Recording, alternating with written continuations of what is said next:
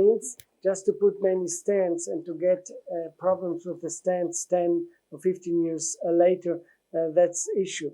Nowadays, we try to avoid stenting in young patients. Now we have other options and technology, so we can go with drug-coated balloons. We try to avoid even progressive stenting in young patients. And this is a competition with surgery.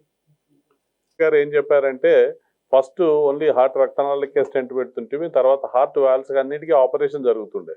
కానీ చాలా మంది ఎక్కువ వయసు ఉన్న వాళ్ళు కొందరికి operation fit లేక చనిపోతుండ్రి. దాని తర్వాత సర్జన్స్ కూడా చేయలేకపోతుండ్రి. సో ఇనీషియల్గా వారు మొదలెట్టినప్పుడు చాలా మంది ఇట్లా చేస్తే పేషెంట్స్ ప్రమాదం అవుతుందని హెచ్చరించారు.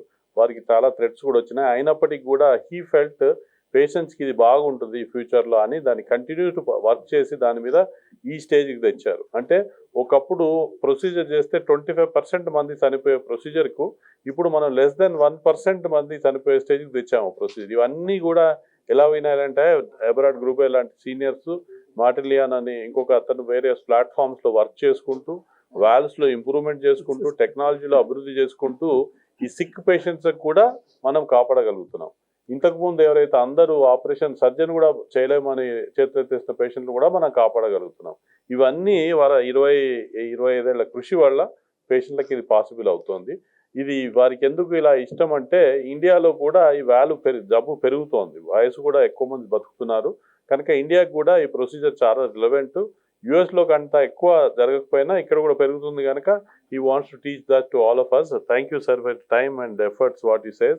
And ఎప్పుడు అడిగినా వారు ఏదైనా హెల్ప్ అడిగినా కూడా ఎప్పుడు కాదనరు. So we're extremely thankful to గ్రూబే and association with him. Sir Frank sir ఏం చెప్పారంటే ఇండియాలో ఈ ఏజ్ ఎక్కువైనా కొద్దీ ఆర్టరీలో బ్లాక్స్ వచ్చినప్పుడు కాల్షియం బాగా జమ అయిపోయి ఇంతకుముందు గట్టి పడిపోవడం వల్ల ప్రొసీజర్లు అన్ని ఈజీగా జరగకపోతుండే. ఇప్పుడు దాని కాల్షియం కటింగ్కు ఐవీఎల్ అని, షాక్ వేవ్ లిథోట్రిప్సీ అని, వేరే కటింగ్ బలూన్స్ అని వేరే రకాలు వచ్చినాయి. దాని లోపల సన్నటి క్యాథెటర్ వేసి ఇమేజ్ చేసి చూసి ఆ కాల్షియం ఎట్లా ఉంది, దానికి ఏ విధంగా స్టెంట్ అమర్చాలా అనే పద్ధతులన్నీ నేర్చినాం. మెయిన్ రక్తనాళాల్లో బ్లాక్ ఉన్నా, మల్టిపుల్ దాంట్లో బ్లాక్ ఉన్నా, ఆపరేషన్ ఫిట్ లేకున్నా వాళ్ళందరినీ కూడా మనం కాపాడగలుగుతున్నాం. ఇంకా ఏంటంటే ఈ మధ్య డ్రగ్-ఎలిటింగ్ బలూన్లని కొత్తగా వచ్చినాయి. సన్న వెసల్స్ ఎక్కడైతే స్టెంట్ పెట్టరాని చోట కూడా ఆ స్పెషల్ బలూన్లు వాడి పేషెంట్లను కాపాడగలుగుతున్నాం ఇది చెప్పారు. తర్వాత సుశీల్ ఏం హైలైట్ చేశారంటే మన ఇండియాలో యంగ్ పీపుల్కి ఎక్కువగా వస్తుంది జబ్బు. హార్ట్ అటాక్లు వెస్టర్న్లో వారు చెప్పింది ఏంటంటే 40 ఏళ్ళ తక్కువ పడిన వాళ్ళు యూఎస్లో తక్కువగా చేస్తుంటే ఇక్కడ ఇండియాలో చాలా మందికి 1/3 పాపులేషన్కి కూడా 40-45 ఇయర్స్ ఏజ్ ఉంటారు. కనుక మనం అందరం కూడా ప్రివెంటివ్ మెషర్స్ అనేది డాక్టర్ రమేష్ గారిని చెప్పమంటాం. తర్వాత ఎక్కువ ముందు నుంచే చేస్తే మనం జబ్బు రాకుండా కాపాడుకోగలుగుతాం.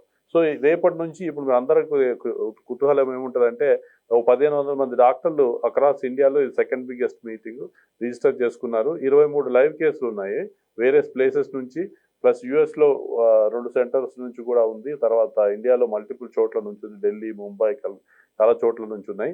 దాంట్లో ప్రత్యేకంగా ప్రొసీజర్లను మనం ఎక్స్ప్లెయిన్ చేస్తుంటాం. అయోటిక్ వాల్వ్లో స్టినోసిస్ నారోయింగ్కే ప్రొసీజర్ చేస్తుంటే ఈ మధ్య లీకేజ్ కూడా కొత్త ప్రొసీజర్ వచ్చింది. దాన్ని ఫస్ట్ టైం ఇండియాలో అయోటిక్ రిగర్జిటేషన్ మన లైవ్ కేసు ద్వారా అందరికీ మన అమెరికా నుంచి మన లైవ్ డెమాన్స్ట్రేషన్ చేస్తున్నాం. ఇది కాన్ఫరెన్స్ ప్రొసీడింగ్స్ అవి.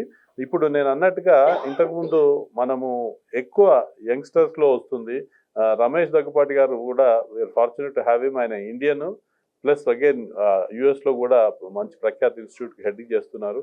చాలాసార్లు వాళ్ళు ఏ మీటింగ్ ఉన్నా ఇక్కడ పేషెంట్స్కి హెల్ప్ కావాలని వచ్చి చేస్తుంటారు. వారి అనుభవాలు ఇండియా యంగ్ పేషెంట్స్కి ఎందుకు వల్ల వస్తుంది, దానికి ఏ విధంగా చేస్తే మనకు బాగుంటుంది అనేది ప్రెస్ మీడియా ద్వారా చెప్పడం అవసరం కనుక వారిని దాని గురించి వివరించమని